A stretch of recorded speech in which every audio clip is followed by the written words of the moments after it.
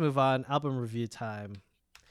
This week, the album that we are going to be discussing is the brand new Foo Fighters record. Your Favorite Toy is the 12th studio album by American rock band Foo Fighters. It was released on April 24th, 2026. It is the first studio recording to feature drummer Ilan Rubin at 36 minutes and 26 seconds. It is the band's shortest album, beating out Medicine at Midnight by 9 seconds. The album was originally called For Good, but was changed due to the similarities with the announced movie titled Wicked for Good. Just a little tidbit. All right, Eric, your thoughts on the brand new Foo Fighters record? I have been listening to the Foo Fighters for a long time. I love them. They're amazing. I have tickets to go see them at the close to the end of the year with Queens of the Stone Age performing, which I'm pumped about. I mean, Foo Fighters is it's one of those rock bands that consistently stays rock. I feel like over their later years have been a bit more commercialized in terms of their sound. But I mean, I still dig the guitar. Like, he still's got a great voice. And then there are some catchy songs on this album. However, I don't think it's like they have a lot better stuff than this. So I can see this. This is just like, I feel like this is just like a standard album that they just came out with. It does suck because ever since Hawkins has passed, they're going on that tour. And I feel like it's just Dave trying to be, because he's a bit of a perfectionist in terms of his music and how he wants things to sound. So they had their original drummer from the last album, which I did not really like very well, but I would say this is better than their last one for sure, which is that it's the Whitish album. We did a review on it. Yeah. That wasn't. But here we are. Yeah. No, it wasn't. But I mean, they got Foo Fighters sounding songs like "Caught in the Echo," "Your Favorite Toy," "Spit Shine," I would say, or like. Those are like the Foo Fighters sounding songs. And then I feel like a lot of their songs have become a bit more mature, like way mature than usual. Cause like you think of, the Foo Fighters as Everlong, times like these, hey, it's time, glad. And it's just like pumps you up. Right. Yeah. Or even, Monkey Wrench, like songs that just gets you like, cause they're a rock band and he's just like intense. Right. Because everyone says Color and Shape is probably their best album. I really like Wasting Light. I love that album. I think that's sick with Burning Bridges and Rope. But you could tell that they're aged now with this album because it just doesn't have that same oomph as later. And that's fair. That is completely fair. And I feel like that's wrong for me to say, and it's unfair for me to say because they are in their 50s. So, this is like watching like your dad's rock out, Yeah. But I mean, they still got it. And like I was saying before, like Tiny Desk, I was very intrigued to see what they were like live in a live setting. Because in the recordings, I could hear their age almost. It's just like, they're kind of like a little bit more calmer than usual. And then there, like he was trying to push it a bit, but it was still like that. Like, oh, look, there's Dad playing music again, Yeah. No, I completely agree with you on that one. One little piece of news here. The new Foo Fighters album is the first to miss being on the Billboard Top 10 in decades, which is interesting. That is interesting. That might be, I think partially that is this album being sort of meh, in my opinion, but also sort of the landscape of the demographics today is like rock bands aren't really a thing these days. There's not a lot of successful rock bands, or at least new rock bands that are like, super successful. But I don't know. Listening to this record, it was always like, I want more. I want more aggression. I want more drums. I want more something. There was always like, it felt like a very safe record to me. Um, Yes. that's probably how I would describe it. My favorite track on this album is "Child Actor," I would say, Mm, and mostly that's because the lyrics. I felt like he was like singing about a child actor, but I feel like there was a bit of a parallel with his own life in that one, because he mhm, was a child like musician, to be honest, like in Nirvana. He like grew up in the spotlight, really.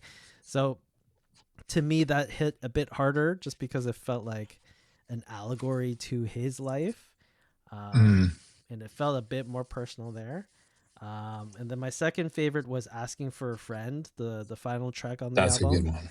That's such a good song. That was the only moment on the album where I went, "Oh shit, this is good."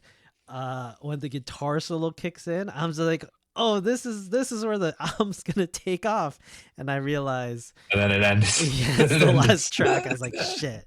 That's I was really excited Mhm. after that guitar solo kicked in. I was like, "Yes, this is where it gets good."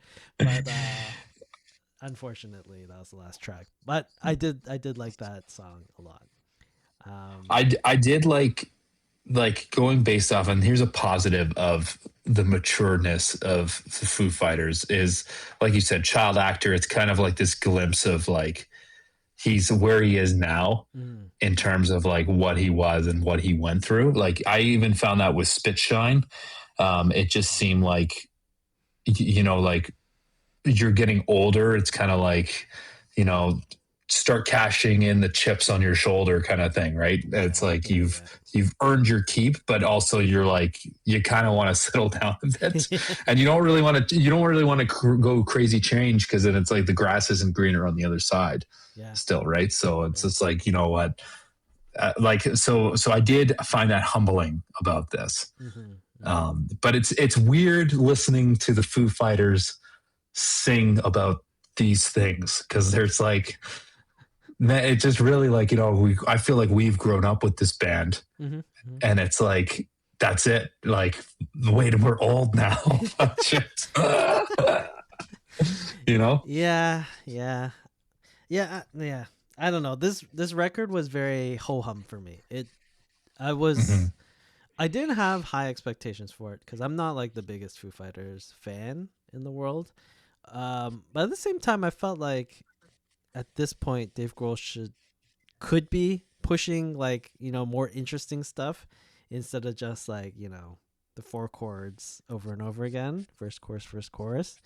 But hmm yeah, I don't know. It was sort of a ho hum album for me, so which is unfortunate. I was hoping it'd be a bit more. Even the opener, I was like, I don't know. It doesn't hmm open like what's that song by the Pretender? That's like such a yeah sick ass. Yeah, it was so cool. But this yeah one is like, okay. I mean, we sort of heard and this I before. think that's the one thing I really loved about the Foo Fighters is that they always push their boundaries. And I felt the last three albums, they didn't really like, or I should say the last two, they didn't really push their boundaries. And I'm wondering if it's just because of like Taylor Hawkins died, so it's kind of like it kind of messed with the feng shui of the band Mm, a bit. mm, But like you look at their early stuff, like Dave Grohl records his first album by himself, right? yeah. Then Color and Shape comes out, banger hit. And then you keep going on. Wasted Light was the kind of the first album where he's like, I want to record this all on analog, right? Like the Right. old style of recording. So that was cool, right? And then you have Sonic Highways. That's like he's going to these different major cities in the United States recording songs, and they have like influence and Mm-hmm. that music in that area into the song, which was cool. And then you have Concrete and Gold, which is like very gritty punk kind of Mm-hmm. style. And then he goes into like he does his like Bee Gees kind of style Mm-hmm. stuff, like which was kind of fun. Like it was funny. Yeah. And then he does that Dream Widow, which is like that horror thing that he did with like Oh more yeah. metal sounding Yeah. Yeah. stuff, right? Yep. So and I always thought that was kind of cool about and unique about that band is that yes, they're big and yes, they're like some people can call them generic, Mm-hmm. but they were always kind of playing with their sound. Whereas this, I agree with you. It just felt very safe. It's like this is just an album we came out with. Yeah. All right, Eric. Final thoughts and ratings. What are you gonna give this one?